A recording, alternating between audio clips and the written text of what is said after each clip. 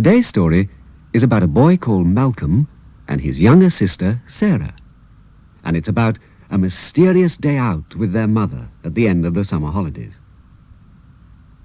Malcolm and Sarah had been at home for nearly 6 weeks, and although they weren't actually looking forward to going back to school, they were both very bored. I wish something exciting would happen. It seems like we've done everything worth doing already. Perhaps Grandma will come to stay and take us out. Grandma came last week. Perhaps Dad'll get the day off work and we'll go down to the seaside. He won't do that. He says it's too crowded this time of the year. If you ask me, nothing exciting's ever going to happen again. Not during this holiday, anyway. One morning, 2 days before they were due to go back to school, they were sitting in the dining room trying to think of something to do. Suddenly, they heard a noise from the street outside.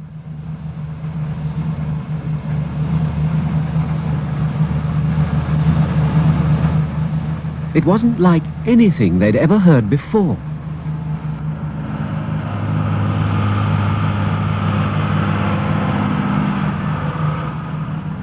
What is it? I don't know. Let's have a look. They rushed to the window and opened it.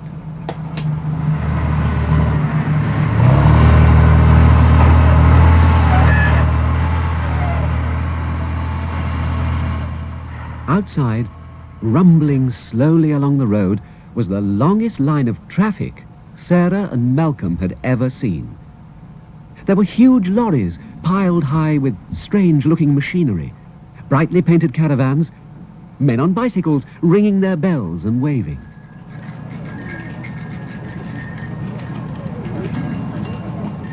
There were cars of every shape and size, people walking along the pavement carrying flags and banners, children from the nearby houses, women, dogs, the young and old. It seemed to Malcolm and Sarah that the whole world must be collected out on the street.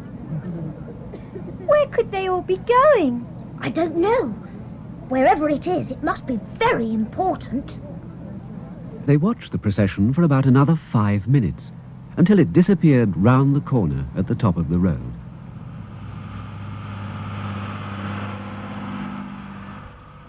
The moment it was out of sight, they both bounded out of the room and headed for the kitchen to ask their mother about what they'd just seen. Their mother was standing by the stove, stirring something in a saucepan. It was too high up for them to see, but it smelt delicious. She listened as they told her about all the excitement out in the street.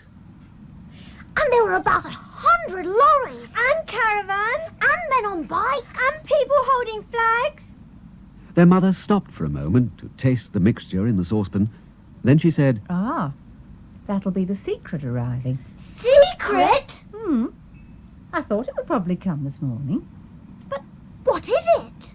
A secret, didn't I say? Yes, but what sort of... Well, I can't tell you that. It wouldn't be a secret anymore if I did that, now would it? Oh, but...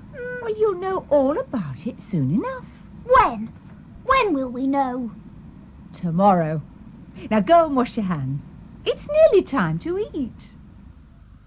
It all sounded very mysterious, but the delicious smell of food bubbling away on the stove made Malcolm and Sarah feel much too hungry to argue any more.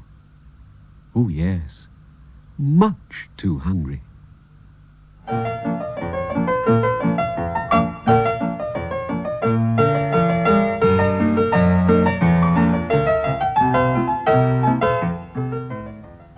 The next morning, they'd both quite forgotten about the mysterious secret and the strange procession outside their house. School was due to start the following day, so they had other things on their minds. After breakfast, they spent about an hour hunting out all the things they needed to take with them. Sarah, have you seen my pencil box?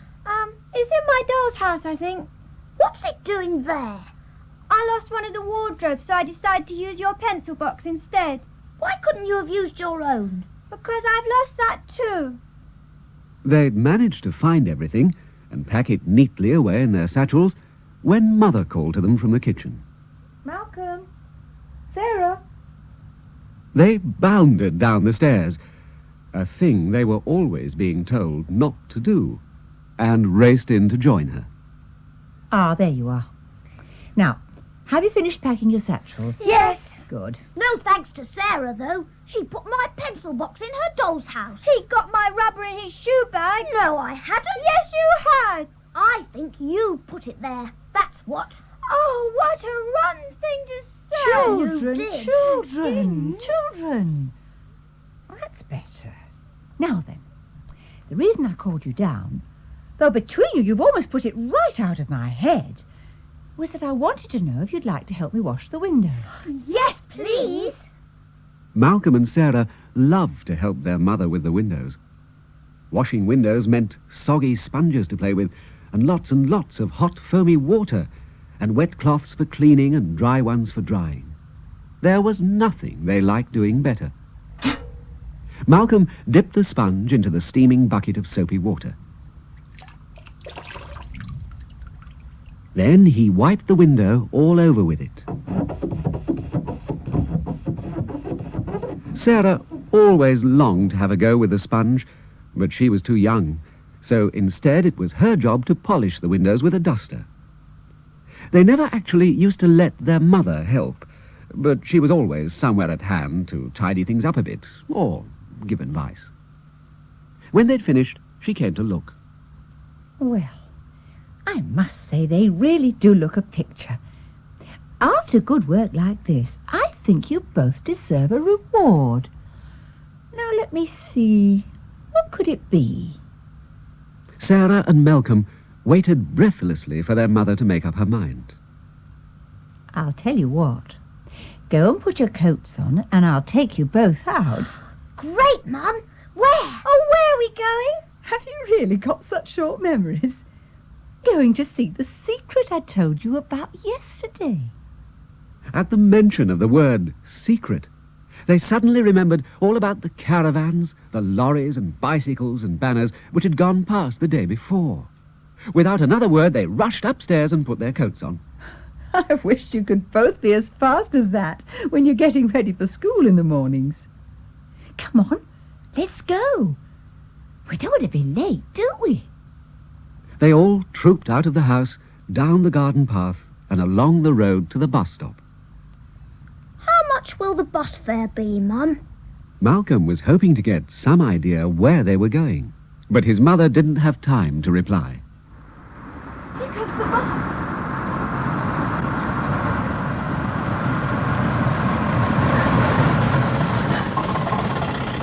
Come along, quickly.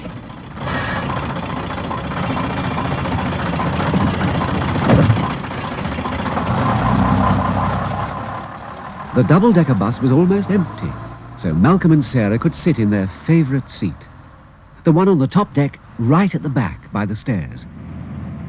They sat staring excitedly out of the window. Then the bus conductor arrived. Fares, please.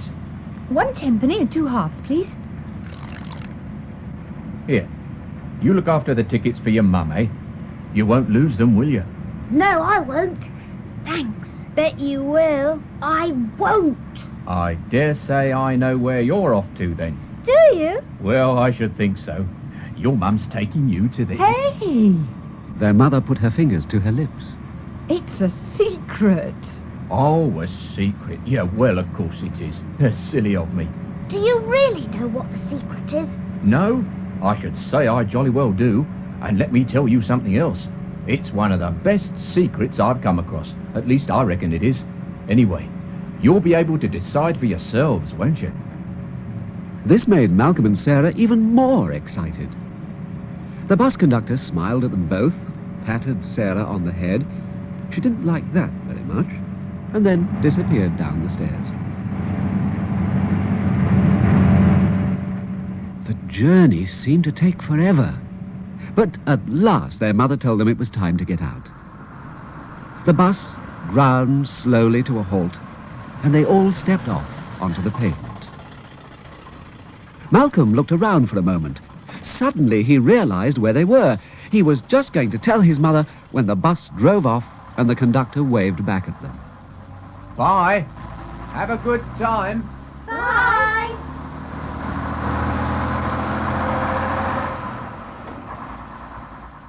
They watched till the bus disappeared out of sight. Come on, you two. It's this way. This is the road that leads to the common, isn't it? That's right. What are we going there for? You'll see. Honestly, I've never heard such a pair for questions. As they got nearer, Malcolm suddenly fancied that he could hear something. It was music. What's that? Yes, I can hear it too. Why, that's the secret, of course. What else could it be?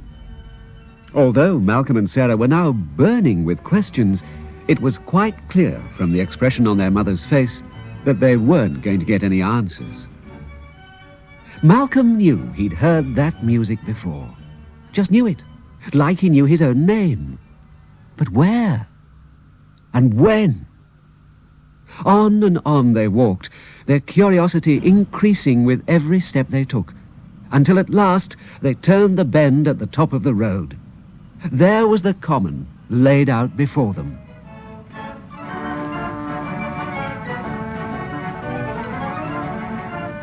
Oh! This wasn't the common. Not the common they were used to, anyway. The old drab, greeny brown of the grass was now awash with every colour in the rainbow. The fair had come to town. So this is where all the lorries and caravans were coming. That's right.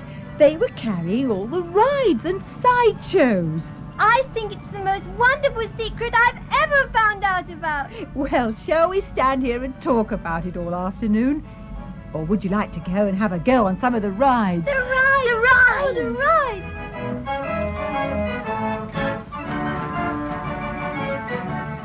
In the centre of the common stood a great, gleaming merry-go-round, its brass fittings sparkling in the afternoon sunshine, its lines of brightly painted wooden horses whirling round, up and down, up and down, up and down, till all their different shiny colours seemed to merge into one before the children's eyes. When it finally stopped, they got on. Malcolm had a black horse with a silver mane and golden reins. Sarah was younger, so she rode with her mother on a brown one. Slowly, the horses began to whirl once more.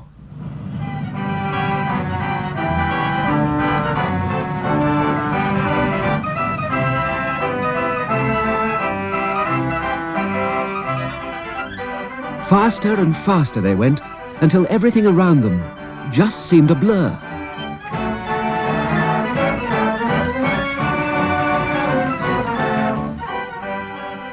Malcolm held the reins tightly and urged his horse onwards.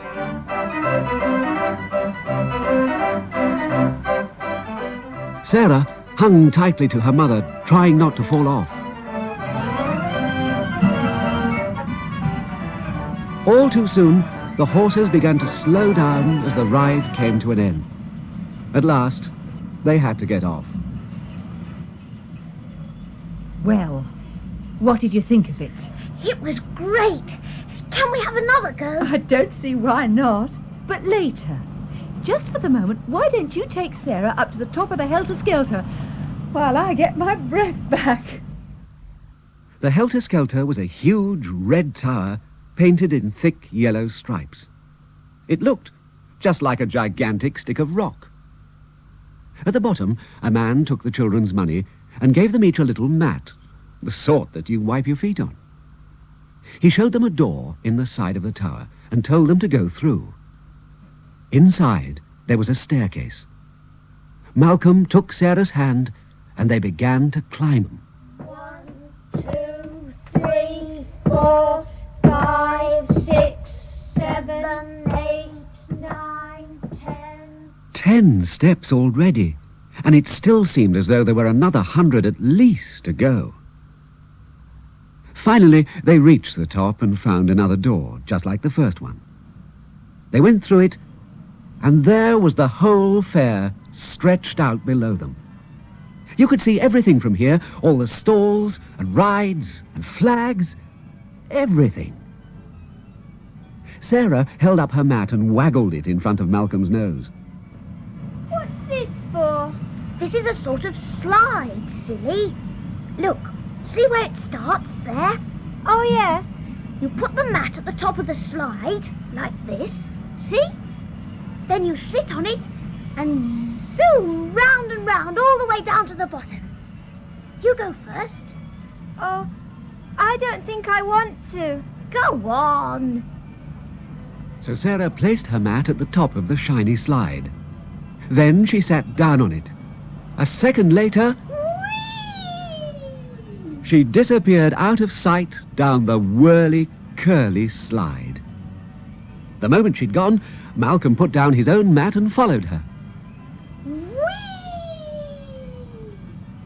At the bottom, they found their mother waiting, and she had bought them both a treat.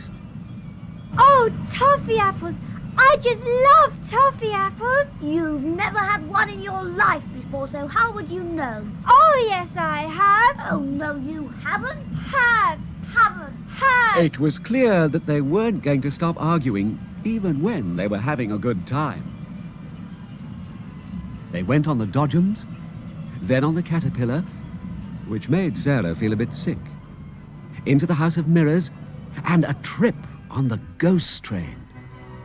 Malcolm found the ghost train very frightening, even though he pretended it wasn't. Mother had her fortune told. A nice lady guessed Sarah's height and weight just by looking at her. Malcolm won a coconut at the Coconut Shy, and Sarah a tiny doll at the Hoopla stall. At last, it was 4 o'clock. Time to go home. Sarah and Malcolm didn't want to go, but the fact was they were really too tired to stay. It had been a most wonderful afternoon. They just couldn't wait to tell the other children at school all about it in the morning. As they walked wearily to the bus stop, the music from the fairground slowly began to fade away out of earshot, till at last they couldn't hear it anymore. Well, that's the end of our story for this week. So, until next time, I'll say goodbye. Goodbye.